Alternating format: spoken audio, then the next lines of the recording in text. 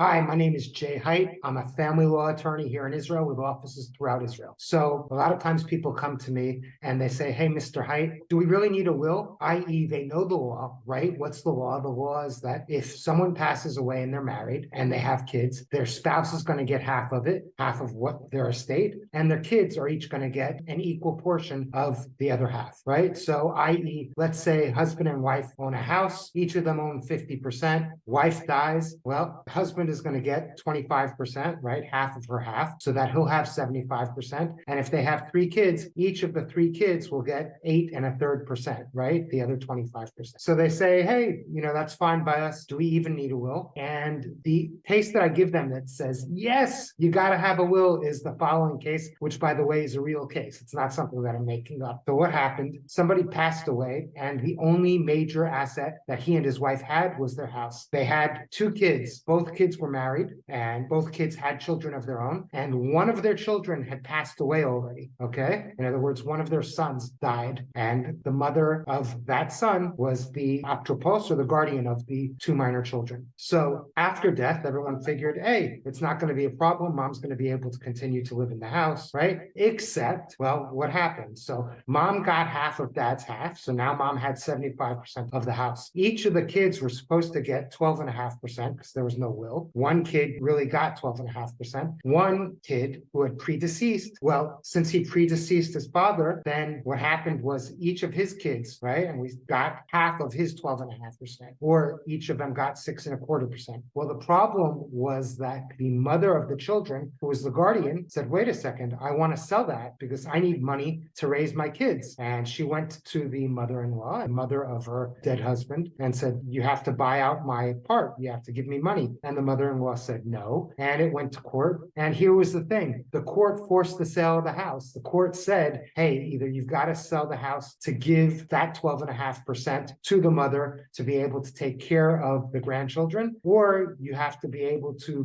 buy the house out for 12.5%. So this case, again, is just one example of why, yes, everybody should have a will, even if they think that, hey, we want our estate and our assets to pass in accordance with what the law is anyway. Again, Jay Hait, family law attorney, and we have offices throughout Israel.